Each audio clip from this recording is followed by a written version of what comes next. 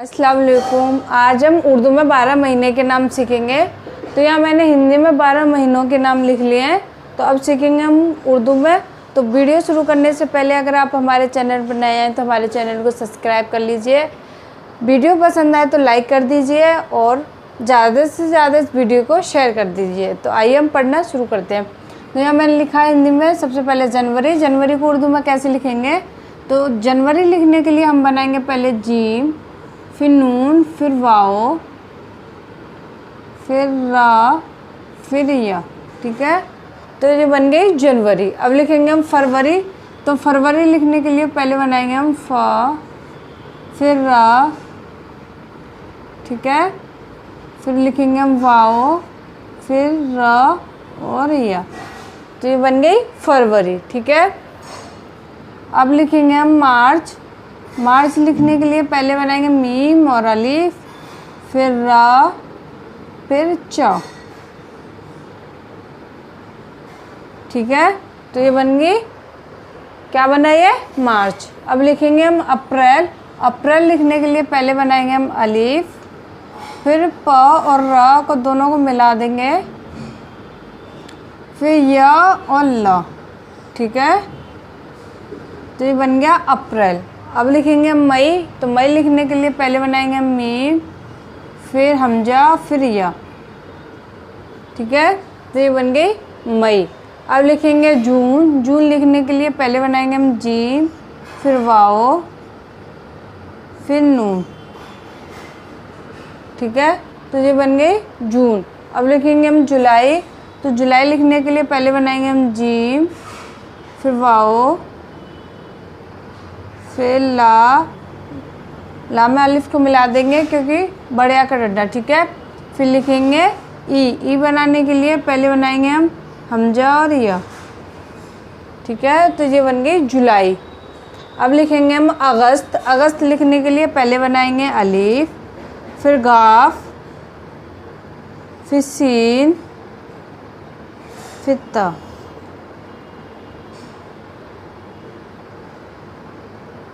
तो ये बन गया अगस्त। ठीक है, अब लिखेंगे हम सितंबर। पहले बनाएंगे हम सीन, फिर ता, फिर मीम, फिर वाव और रा। ठीक है, तो ये बन गया सितंबर। अब लिखेंगे हम अक्टूबर। अक्टूबर लिखने के लिए पहले बनाएंगे अलीफ, फिर बनाएंगे का और फिर यहाँ हम टा को, मतलब टा को हम टा से नहीं ता से, उर्दू में लिखा जाता है तू। ठीक है, अक्टूबर, और बोला क्या जाता है अक्टूबर। तो हम यहाँ टा से नहीं ता से बनाएंगे। ठीक है, तो यहाँ लिखेंगे पहले अलिफ, फिर का, फिर तू, ता बना दिया, फिर लिखेंगे वर। ठीक है, वर। तो ये क्या बन गया? अक्टूबर। ठीक है, याद रखिए अक्टूबर को बोला जाता है अक्टूबर, लेकिन उर्दू में किस तरीके से बोला? अक्टूबर। ठीक है, अब लिखेंगे हम नवंबर। नवंबर लिखने के लिए पहले बनाएंगे हम नून, फिर वाओ, फिर मीम, फिर वा और र। ठीक है, जो हो गया नवंबर। क्या बना? नवंबर। अब लिखेंगे हम दिसंबर। दिसंबर लिखने के लिए पहले बनाएंगे हम दाल, फिर सीन, फिर मीम, फिर ब और र। ठीक है, तो ये बन गया दिसंबर। ठीक है, अब हम सीखेंगे हिंदी महीने उर्दू में कैसे लिखते हैं। जैसे बोलते हैं ना चैत, बैसाख, जेठ, आषाढ़, उसी को हम उर्दू में लिखना सीखेंगे। तो उर्दू में जिस तरीके से अंग्रेजी महीने की शुरुआत होती है जनवरी से, उसी तरीके से हिंदी की शुरुआत होती है चैत से। तो यहाँ पहला लिखेंगे हम चैत। चैत बनाने के लिए पहले चा, फिर या, फिर ता। ठीक है,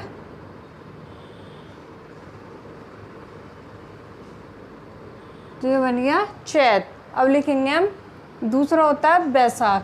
ठीक है, क्या होता है? बैसाख। तो बैसाख लिखने के लिए पहले बनाएंगे ब, फिर या, फिर सीन, अलीफ, फिर ख। तो ये क्या बन गया? बैसाख। अब लिखेंगे तीसरा होता है जेठ। लिखेंगे हम जीम, फिर या, फिर ठ। ठीक है, तो बन गया जेठ। अब चौथा लिखेंगे हम, चौथा होता है आषाढ़। क्या होता है? आषाढ़ लिखने के लिए पहले बनाएंगे हम अलिफ, फिर सीन, फिर ड। ठीक है, तो ये बन गया आषाढ़। अब लिखेंगे हम पांचवा होता है सावन। तो सावन लिखने के लिए पहले बनाएंगे हम सीन, फिर वाओ, फिर नू। ठीक है, पांचवा क्या होता है? सावन। अब लिखेंगे हम छठवां। अब लिखेंगे छठवां होता है भादों। ठीक है, क्या होता है? भादों। तो भादों लिखने के लिए पहले बनाएंगे हम भ, अलिफ, दाल, वाओ और अंग। ठीक है, तो ये हो गया भादों। अब लिखेंगे सातवां होता है कुआर। कुआर लिखने के लिए पहले बनाएंगे हम काफ, फिर नून, फिर वाओ, फिर अलिफ। नहीं, अलिफ नहीं, वाओ, फिर र। ठीक है, तो ये क्या बन गया? कुआर। अब आठवां लिखेंगे।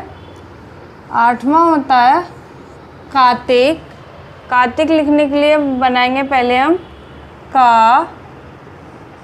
काफ और अलिफ को जोड़ देते हैं, फिर ता, फिर का, जो हो गया कार्तिक। ठीक है, और नवा लिखेंगे। नवा होता है अगहन। तो अगहन लिखने के लिए पहले बनाएंगे हम अलिफ, फिर घ, फिर नून। ठीक है, 10वां होता है पूस। तो पूस लिखने के लिए पहले बनाएंगे हम प, फिर वाओ, फिर सीन। 11वां होता है माघ। माघ लिखने के लिए पहले बनाएंगे मीम, फिर घ। ठीक है, अब बनाएंगे 12वां। तो 12वां होता है फागुन। ठीक है, तो फागुन लिखने के लिए पहले बनाएंगे हम फ, फिर गा, फिर नून। ठीक है, ये हो गए हमारे हिंदी में 12 महीनों के नाम। ठीक है।